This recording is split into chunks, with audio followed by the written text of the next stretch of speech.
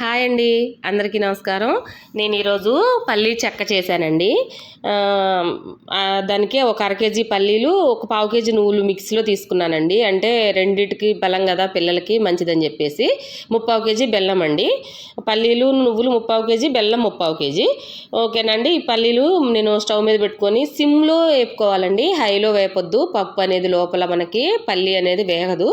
హైలో పెట్టేస్తే పొట్టు మాడిపోతుంది, పల్లీలు మాడిపోతాయి తప్ప లోపలైతే వేగదండి. ఇలా నిదానంగా వేపుకుంటే లోపల అనేది పల్లి కరకరలాడుతూ వస్తుంది అనమాట. మంచి కలర్ వచ్చిన దాకా మనం అయితే వేపుకోవాలండి. చక్కగా దాన్ని ఎర్రగా వేపుకొని వేరే గిన్నెలో నేను ప్లేట్లో పోసేసుకున్నానండి. పోసేసుకొని నువ్వులు కూడా అలాగే, నువ్వులు కూడా సిమ్లోనే వేపుకోవాలండి. అవి కూడా మనకి సిమ్లోనే వేపుకుంటేనే అది నువ్వుల టేస్ట్ అనేది వస్తుంది. మనం తింటున్నప్పుడు ఆ టేస్ట్ మనకి మంచి టేస్ట్ వస్తుంది. హై ఫ్లేమ్లో పెడితే మాడిపోతాయండి, నల్లగా అయిపోతాయి నువ్వులు. మనకి ఆ టేస్ట్ అనేది తగలదు, నలుపు చేదు తగులుతూ ఉంటుంది. అందుకోసమని చిన్నగా స్లోగా వేపుకోవాలి. వేయించుకొని మనమైతే పక్కకు పెట్టుకోవాలండి. మా చిన్నప్పుడైతే మాకు ఇదే అండి, మా అమ్మ బాగా చేసేది బాగా, నాకు అట్లా అలవాటు. ఇప్పుడు పల్లీలును బెల్లము తురుముకొని, పల్లీలు కూడా పొట్టు మొత్తం తీసుకొని పక్కకు పెట్టుకొని గిన్నె పెట్టేసుకున్నానండి. గిన్నె పెట్టుకొని దాంట్లో ఒక గ్లాస్ వాటర్ అయితే పోసుకున్నానండి. నేను ఇది కూడా సిమ్లోనే పెడతానండి, ఎందుకంటే బెల్లం హైలో పెట్టేసేస్తే బెల్లం త్వరగా పాకం వచ్చేస్తుంది. అది మనం పల్లి పట్టీలో పోసినా బాగా రాదు. ఇప్పుడు కరిగిన తర్వాత నేను వడకట్టుకుంటున్నాను, చూసారా? వడకట్టుకొని ఆ గిన్నె కూడా శుభ్రంగా కడుక్కొని ఇసుక రాకుండా మళ్ళీ నేను ఆ పాకాన్ని అందులో పోసుకొని పాకం వచ్చిన దాకా కొంచెం మీడియం ఫ్లేమ్లోనే ఉండాలండి, మళ్ళీ హైలో పెట్టొద్దు.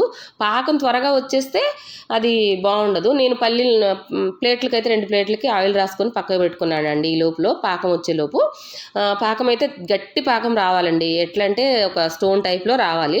అలా వచ్చిన దాకా మనం పాకాన్ని అయితే, మనకి అరిసెలకైతే మీడియంగా మనం పట్టుకుంటాం కదా, దీనికైతే గట్టిగా ఉండాలండి, మనకి గట్టిపడిపోవాలి.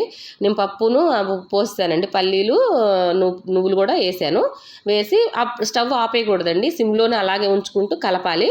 ఒక 10 నిమిషాలు ఉంచిన తర్వాత తీసి ఒక ప్లేట్లో వేసేసుకుంటే అది వేడికి మనం పల్లీలు చల్లారని వేస్తాం కదండి, మళ్ళీ అప్పుడు ఆ వేడెక్కి మంచిగా పాకం మళ్ళీ వేడెక్కుతుంది అనమాట, లేకపోతే చల్లారిపోతుంది. ఇప్పుడు మనం ప్లేట్లోకి ఉండలు కట్టుకునేటట్టయితే ఉండలు కట్టుకోవచ్చండి. నా చెయ్యి అయితే వేడి పట్టదు, దానికోసం అని చెప్పేసి నేను ఉండలు కట్టలేదు. నేను అట్ల కాడతోటే ఇలా నొక్కేసాను. నొక్కేసి ఒక చాక్ తోటి కట్ చేసుకోవాలండి. చెయ్యి అయితే కాలిపోయిందండి, దాన్ని ఇలా నొక్కడానికే నా వల్ల కాలేదు. చూసారు కదా, ఇలా కట్ చేసుకోవాలి. ఈ వీడియో కనుక నచ్చినట్టయితే ప్లీజ్ లైక్ చేయండి, షేర్ చేయండి, సబ్స్క్రైబ్ చేసుకోండి. ప్లీజ్ సపోర్ట్ చేయండి. చూసారా, పల్లీ పట్టి అయితే రెడీ అయిపోయింది. ఒక్కసారి ఇలా ట్రై చేయండి, ట్రై చేస్తే మీకు తెలుస్తుంది. పల్లీ పట్టి అయితే మాత్రం కరకరమంటూ క్రంచీగా వస్తుందండి. అది నాకు బయటకే సౌండ్ వినిపించింది, అంటే నేను వాయిస్ ఓవర్ ఇవ్వడం వల్ల మీకు అది సౌండ్ అనేది వినిపించట్లేదు, కానీ అది నిజంగా చాలా క్రంచీగా వచ్చిందండి. నువ్వులు కూడా చక్కగా వేగి, పల్లీలు వేగి చాలా టేస్టీగా అయితే ఉందండి.